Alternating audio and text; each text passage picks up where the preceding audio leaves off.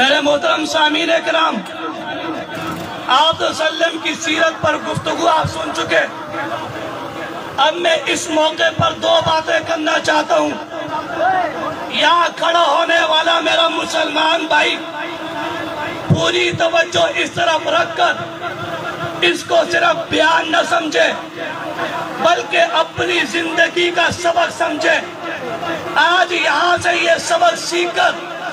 آپ نے پورے جناب نگر کے ماحول میں پھیل کر حضور کی ختم نبوت کے قصیدے بیان کرنے۔ میرے محترم دوستو، آج پورے پاکستان اور دنیا کے اندر قادیانی پروپیگنڈا کرتے ہیں۔ اسی ایوان ناصر میں بیٹھے ہوئے مرزائی، ان کے عہدیدار ایوان محمود میں بیٹھے ہوئے مرزائی، مرکز اقصی میں بیٹھے ہوئے مرزائی، یہ سامنے لجنہ حال جہاں مرزائی عورتیں آتی ہیں، یہاں کے مرزائی اور یہ بیت مبارک مرزائیوں کا مرکزی عبادت گاہ، یہاں کے بیٹھے ہوئے مرزائی پوری دنیا کے اندر پروپیگنڈا کرتے ہیں۔ ہمارے اوپر ظلم ہوتا ہے، ہمارے اوپر زیادتی ہوتی ہے، ہمارے مسجد کے میناروں کو، عبادت گاہ کے میناروں کو گرایا جاتا ہے،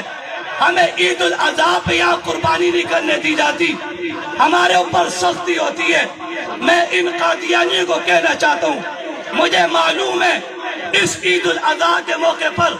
تمہاری چیخیں جناب نگر کی گلیوں سے لے کر برطانیہ کے ایوانوں تک پہنچی۔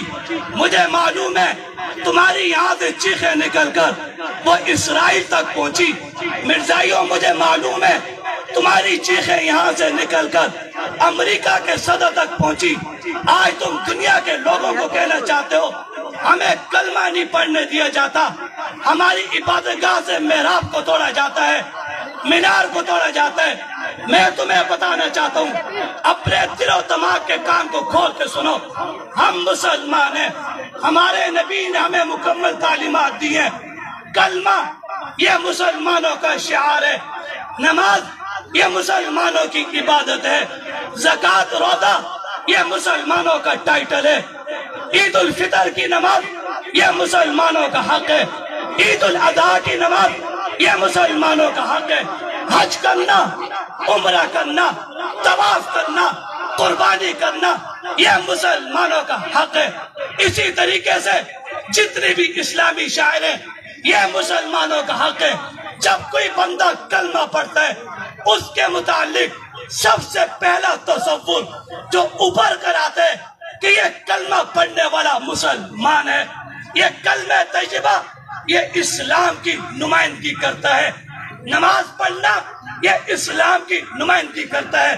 مسجد بنانا یہ مسلمان اور اسلام کی نمائندگی کرتا ہے۔ جب کلمہ ہمارا حق ہے، نماز ہم مسلمانوں کا حق ہے، عید الاضحیٰ کی قربانی ہمارا حق ہے، تو پھر میں قادیانیوں سے پوچھنا چاہتا ہوں، کیا کسی یہودی نے آج تک یہ کلمہ پڑھ کر اپنے آپ کو مسلمان کہا؟ قادیانیوں میں تم سے پوچھنا چاہتا ہوں، تمہارے اس جناب نگر میں عیسائی بھی رہتے ہیں،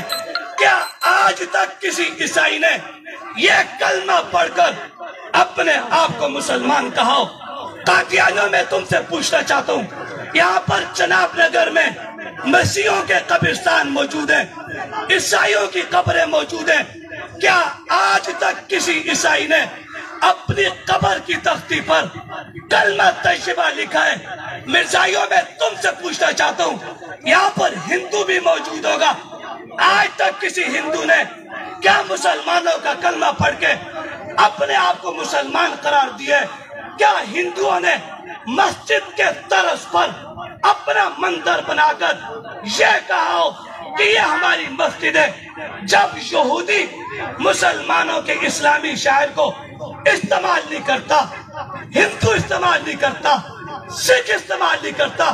دنیا کا کوئی کافر اسلامی شاعر کو استعمال نہیں کرتا، یہودیوں نے وعدے کہہ دیا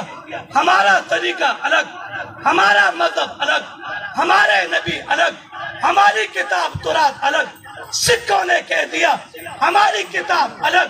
ہماری کتاب کا نام گرنتھ، ہم گرو نانک کے ماننے والے، ہمارے عبادت گاہ کا نام گردوارا، ہندوؤں نے کہہ دیا ہم ہندو، ہم اپنے بابا کو ماننے والے، ہماری کتاب وید، مرزائیوں تمہاری چیخیں کیوں نکلتی ہیں؟ جب تم مسلمانوں کے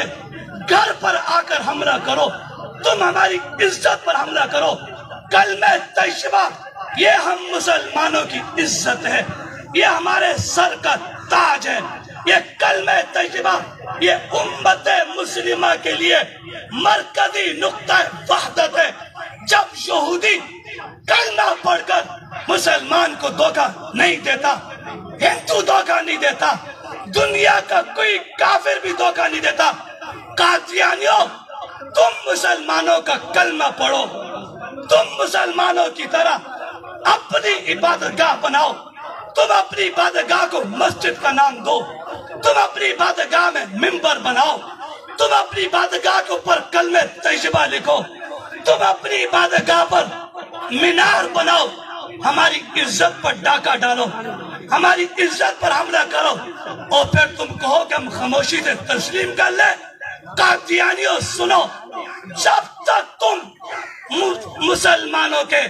اسلامی شاعر کو استعمال کرتے رہو گے، دنیا کو دھوکہ دیتے رہو گے، ہم کبھی بھی کلمے پر اور اسلام پر تمہارے ڈاکے کو قبول نہیں کریں گے۔ شاعر اسلام کو